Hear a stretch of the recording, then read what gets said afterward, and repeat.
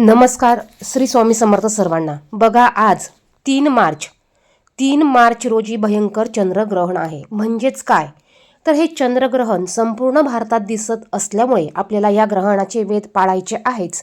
त्याचप्रमाणे या ग्रहणाचं सूतक देखील आपल्याला पाळायचं आहे. आता हे खग्रास चंद्रग्रहण असल्यामुळे हे भयंकर चंद्रग्रहण मानलं जातं. त्यामुळे आपल्याला पुरेपूर ह्या ग्रहणात नियमांचं पालन करायचं आहे. खास करून गर्भवती महिला असतील त्यांनी गर्भवती महिलांनी खास करून हे नियम पाळायचे आहे. आता ग्रहण म्हटलं तर नियम पाळावे लागतातच, परंतु हे जर का आपण नियम पाळले तर आपल्याला या ग्रहणाची कुठलीही भीती बाळगायची गरज नाही. कुठल्याही शंका मनात ठेवून, भीती मनात ठेवून आपल्याला ग्रहण नियम पाळण्याची गरज नाही. आता काही नियम असतात, हे नियम आपण अगदी पाळू शकतो. आता या ग्रहणाचं सूतक बघा, ग्रहणाचे वेध हे दुपारी 3:20 चालू होणार आहे आणि हे वेध 6:47 असणार आहे. एकूण ग्रहणाचा कालावधी 3 तास 27 मिनिटं असणार आहे. परंतु ग्रहणाचे वेध चालू होण्याच्या अगोदर 9 तास सूतक काळ हा चालू होतो. तर हे ग्रहण सकाळी सूर्यास्तापासून म्हणजेच 6:20 या ग्रहणाचं सूतक आपल्याला पाळायचं आहे. जे निरोगी व्यक्ती असतील त्यांनी 6:20 ग्रहणाचं सूतक पाळायचं आहे. आता सूतक पाळायचं म्हणजे काय, तर बघा, आपण जे अन्नपदार्थ शिजवलेले असतील ते झाकून ठेवायचे आहे. सर्व अन्न पदार्थांमध्ये आपल्याला एक तुळशीचं पान टाकायचं आहे. आता ग्रहणाच्या दिवशी तुळशीला हात लावायचा नाही किंवा तुळशीची पानं तोडायची नाही. तुम्ही आदल्या दिवशी तुळशीची पानं तोडलेली नसेल तर तुम्ही तुळशीची पानं विकत आणून घ्या आणि प्रत्येक अन्नपदार्थामध्ये तुळशीची पानं ठेवायची आहे आणि अन्नपदार्थ आपल्याला खास करून हे झाकून ठेवायचे आहेत. त्यानंतर बघा, वृद्ध व्यक्ती असतील, आजारी व्यक्ती असतील आणि गर्भवती महिला असतील यांनी सूतक काळ नाही पाळला तरी चालेल, परंतु ह्या काळात यांनी अजिबात कुठल्याही प्रकारची, गर्भवती महिलांनी खास करून चिरचार करू नका, आडी घालू नका, मांडी घडी घालून बसू नका, पायावर पायाची आडी घालू नका, काही कापू नका, नखे काढू नका, केस विंचरू नका, केस धुवू नका, केस कापू नका. अशा गोष्टी तुम्हाला गर्भवती महिलांना आवर्जून पाळायच्या आहे. त्याचप्रमाणे गर्भवती महिलांनी बाहेर वेध लागल्यानंतर आपल्याला घरातच बसायचं आहे, बाहेर प्रकाशात जायचं नाही. त्याचप्रमाणे आपल्याला चंद्राकडे बघायचं नाही आहे. त्याचप्रमाणे आणखीन काही नियम आहेत ते पाळायचे आहेत. बघा, खास करून आजारी व्यक्ती असतील आणि गर्भवती व्यक्ती असतील किंवा लहान मुलं असतील यांनी फक्त वेधच पाळायचे आहे. यांनी सूतक काळ नाही पाळला तरी चालेल.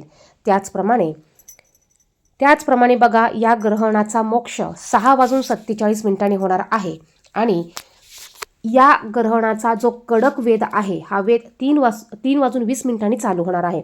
3:20 ते 6:47 गर्भवती महिलांनी अजिबात काही खायचं नाही आहे. तसं पाहिलं तर गर्भवती महिलांनी 11 वाजेपासून आपल्याला हे नियम पाळायचे आहेत. गर्भवती महिला, आजारी व्यक्ती असतील त्यांनी 11 वाजेपासून हे नियम पाळायचे आहे. तुम्ही 11 वाजेच्या आतमध्ये जेवण करून घेऊ शकतात. तुम्हाला मध्ये पाणी प्यायचं असेल तर तुम्ही पाणी पिऊ शकतात. वॉशरूमला देखील जाऊ शकतात. पूर्वीची लोक वॉशरूमला देखील जात नव्हते, परंतु बघा, जर का गर्भवती महिला असतील तर त्यांना वॉशरूमला जावं लागतं, आजारी व्यक्तींना जावं लागतं. आणि जर का तुम्ही वेध नियम पाळत बसला तर तुम्हाला अडचण किंवा त्रासही होऊ शकते. त्यामुळे तुम्ही वॉशरूमला जाऊ शकतात, पाणी पिऊ शकतात. फक्त तुम्हाला या काळात जेवण करायचं नाही आहे. आता बघा, आजारी व्यक्ती असतील तर 11 वाजेपासून ते 6:47 जेवण करणं त्यांना शक्य नाही. मग तुम्ही 3:20 जे कडक नियम लागू होणार आहे ह्या नियमात आणि ग्रहणाच्या मोक्षापर्यंत तुम्ही अजिबात काहीही तुम्हाला खायचं नाही आहे. त्याचप्रमाणे काही नियम आहेत, हे नियम देखील आपल्याला आवर्जून पाळायचे आहेत. आता ग्रहण काळात तुम्ही काय काय करू शकतात. बघा, ग्रहण काळात तुम्ही देवपूजा करू शकतात, उपासना करू शकतात, एखादं स्तोत्राचं, मंत्राचं पठण करू शकतात.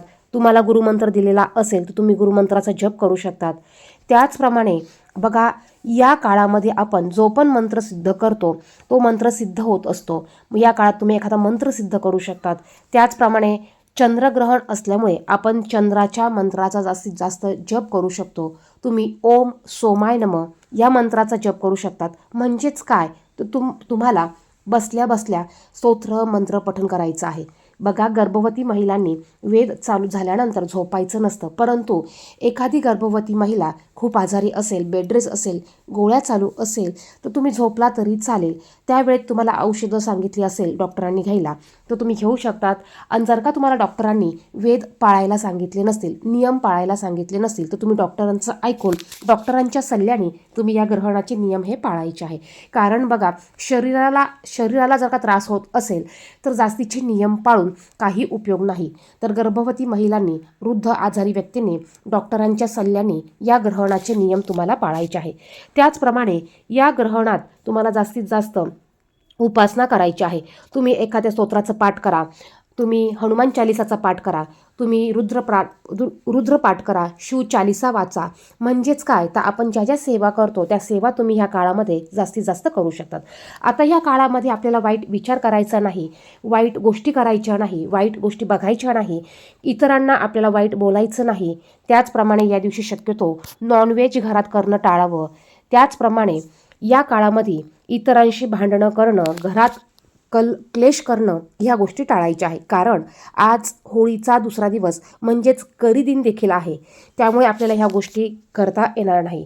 त्याचप्रमाणे बघा, ग्रहण संपल्यानंतर जे अन्नपदार्थ शिल्लक राहिलेले असेल ते अन्नपदार्थ देखील आपण नंतर खात नाही, तर ते अन्नपदार्थ आपण थोडक्यात टाकून देत असतो. त्याचप्रमाणे या ग्रहण कालावधीत म्हणजे जे वेद चालू आहेत या वेदामध्ये आपल्याला अन्न शिजवायचं नसतं. बघा, अन्न आपल्याला शिजवायचं नाही आहे. त्याचप्रमाणे ह्या सर्व काळजींमुळे घरात एक सकारात्मक ऊर्जा टिकून राहते, मानसिक शांतता वाढते आणि ग्रहणानंतरचे वातावरण अधिक सौम्य व सुखकारी बनत असते. त्याचप्रमाणे बघा, आता ग्रहण म्हणजे काय तर या ग्रहणात खूप मोठ्या प्रमाणात विषाणूंचा प्रादुर्भाव पडत असतो. मग आपण जर का या काळात काही उघडे अन्न खाल्ले, शिजवलेले अन्न खाल्ले तर तो प्रभाव, विषाणूंचा प्रभाव आपल्यावर पडू शकतो आणि आपण आजारी पडू शकतो. यातनं आपल्याला रोगराई होऊ शकते. यासाठी या ग्रहण काळामध्ये कुठल्याही प्रकारचं अन्न हे खाल्लं जात नाही. आता सुतक सुरू होण्यापूर्वी अन्न पदार्थांमध्ये आवर्जून तुळशीची पानं घालायची आहे. तुम्ही अजूनही पानं घातली नसेल तर आवर्जून तुळशीची पानं तुम्हाला या अन्न पदार्थांमध्ये घालायची आहे. त्याचप्रमाणे बघा, या ग्रहण काळात गर्भवती महिलांनी चुकूनही बाहेर पडू नये. कारण या वर्षीचं ग्रहण हे जरा खडतड असल्यामुळे चुकूनही तुम्ही बाहेर पडायचं नाही आहे. त्यानंतर हे ग्रहण बघा, या ग्रहणात महिलांनी, गर्भवती महिलांनी झोपू नये. दुपारचं तुम्हाला झोपायचं नाही आहे, परंतु तुम्हाला जर का डॉक्टरांनी सक्त बेड रेस्ट सांगितला असेल तर तुम्ही या काळामध्ये पडू शकतात. त्याचप्रमाणे या ग्रहण काळात गर्भवती महिलांनी डोक्यावर तेल लावू नये, जेवण, स्वयंपाक या दिवशी बनवू नये. थोडक्यात काय तर घरातली कुठलीच कामं गर्भवती महिलांनी या दिवशी करू नये. गर्भवती स्त्रियांनी चंद्रग्रहणाच्या काळात घराबाहेर जाणे टाळावे. कारण असे मानले जाते की ग्रहणाच्या वेळी पडणाऱ्या हानिकारक किरणांचा गर्भावर, बाळावर विपरीत परिणाम होऊ शकतो. ग्रहणाच्या काळात कात्री, ब्लेड यांसारखी धारदार साधने देखील वापरू नये. गर्भवती महिला खास करून या काळात विणकाम करतात तर गर्भवती महिलांना विणकाम देखील करायचं नाही. गर्भवती महिलांवर ग्रहण काळात थेट चंद्राचा प्रकाश पडणार नाही याची काळजी घ्यावी. जर खिडकीतून चंद्रप्रकाश येत असेल तर खिडकी बंद करावी. ग्रहणानंतर स्नान करणे आवश्यक आहे. बघा, 6:47 ग्रहणाचा मोक्ष आहे. यानंतर अंघोळीच्या पाण्यात गंगाजल टाकून किंवा गोमतीर पाणी टाकून स्नान करावे. स्नानानंतर स्वच्छ कपडे घालावे. काही ठिकाणी ग्रहण काळात गर्भवती महिलांनी परिधान केलेले वस्त्र हे दान केले जातात. तुमची इच्छा असल्यास तुम्ही हे जरूर दान करू शकतात. ग्रहण काळात आराम करा, धावपळ करू नका आणि अजिबात घाबरू नका. सकारात्मक विचार करा.